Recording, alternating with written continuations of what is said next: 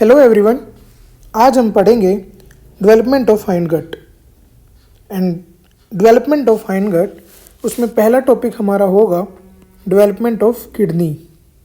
Okay, now we will see pronephros. It forms by the fourth week. It functions as interim kidney and it disappears by the end of fourth week. Now see mesonephros. It forms by the end of fourth week. It also functions as the interim kidney and it disappear by the end of second month. आपको बस ये याद रखना है। अब देखेंगे हम metanephros. This is metanephros and metanephros formation by the fifth week and its function start at the third month and it forms the excretory part of kidney. Okay, excretory part of kidney, you just need to learn that the mesonephros function as interim kidney, pronephros function as interim kidney, and metanephros forms excretory part of kidney. And its components are Bowman's capsule, PCT, DCT, Henle's loop, connecting tubule. And connecting tubule का function यहाँ पे क्या होता है, ये करता है DCT को collecting duct से connect DCT to collecting duct. Okay, now see uretic bud. See here in this picture, this is uretic bud. Here uretic bud, it derived from mesonephric bud and it forms the collecting part of kidney, that is storage part, collecting part of kidney, storage part. और इसके components क्या क्या होंगे? collecting ducts, renal calyx, renal pelvis, and the main is ureter. Now there is one anomaly here. See, horseshoe kidney, and this is horseshoe kidney, and it is most common anomaly in kidney. The most common anomaly in kidney. See here, यहाँ पे क्या होता है? Lower poles of kidney fuse. आप देख सकते हैं diagram में, lower poles of kidney fuse. Therefore, inferior mesenteric artery. See this inferior mesenteric artery, it prevents ascent of horseshoe shaped kidney. Development of hind gut. देखिए foregut, midgut and hindgut. This is diverticulum allantois. Now see, this is urorectal septum. And this septum divides cloaca and cloacal membrane into various parts. Now see first, urorectal septum divides cloaca into dorsal and ventral, and dorsal side primitive rectum and ventral side urogenital sinus.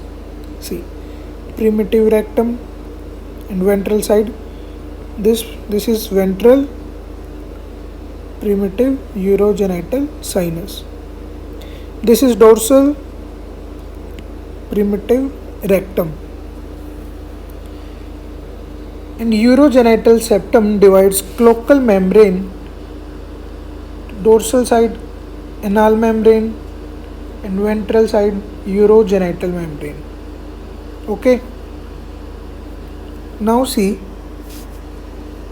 primitive urogenital sinus. This primitive urogenital sinus, here you can see here. ठीक है,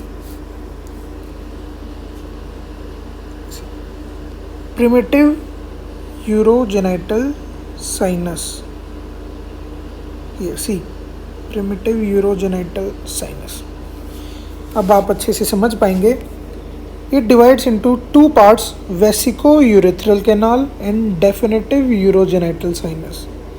See here, vesico-urethral canal and definitive urogenital sinus. These two parts, these two parts. Okay. Now see, vesico-urethral canal divides into vesical part and urethral part. And there is no doubt vesical part leads to bladder and urethral part leads to urethra. Okay. Now see, definitive urogenital sinus, it forms pelvic part and phallic part. You can see here, this whole primitive urogenital sinus, see, okay, and it is divided into two parts, this one and two. Okay, first is vesico-urethral canal and second is definitive urogenital sinus. Vesico-urethral canal divides into vesical part and urethral part. Vesical part is bladder, urethral part is urethra. And definitive urogenital sinus is pelvic part and phallic part. Okay. Now see, primitive rectum forms rectum and anal canal up to pectinate line. This is primitive rectum. Okay, primitive rectum forms rectum and anal canal to pectinate line. Anal membrane.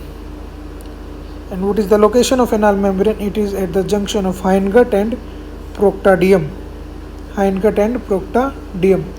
And it disappears at the 9th week. It disappears to the 9th week. This we already studied. Now see the bladder.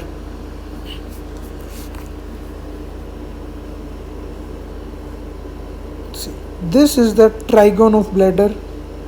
Trigone of bladder. It is mesodermal in origin and it forms due to absorption of mesonephric duct. It forms due to absorption of mesonephric duct. Now see, the bladder is endodermal in origin. Bladder is endodermal in origin. Now see how. From endoderm, gut tube.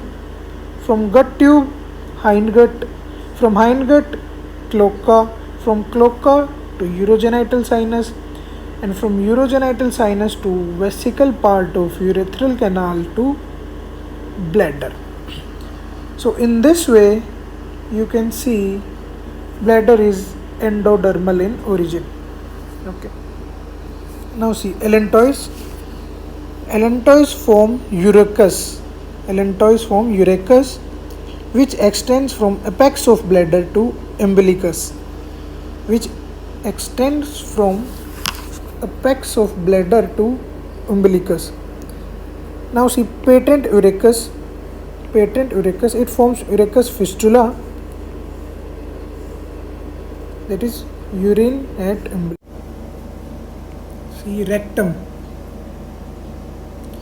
Rectum is derived from hindgut and cloaca, that is primitive rectum. See, anal canal. Anal canal derived from primitive rectum, cloaca, that is endoderm, and proctadium, that is ectoderm. So anal canal is endodermal plus ectodermal origin. Now see male urethra. See male urethra in prostatic urethra, which is up to ejaculatory duct. Prostatic urethra up to the opening of ejaculatory duct, and that is derived from urethral part of vesico-urethral canal. Now see pelvic part of urogenital sinus. Pelvic part of urogenital sinus, and its derivatives are membranous urethra and penile urethra. This is the urogenital sinus, the pelvic part of urogenital sinus, membranous urethra, and phallic part of urogenital sinus is penile urethra. And this is how the male urethra developed in an embryo. Now we will see female urethra. It is derived from urethral part of vesico-urethral canal and the pelvic part of definitive urogenital sinus.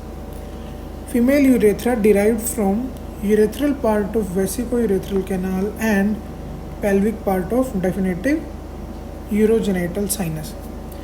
And this phallic part of urogenital sinus forms vestibule.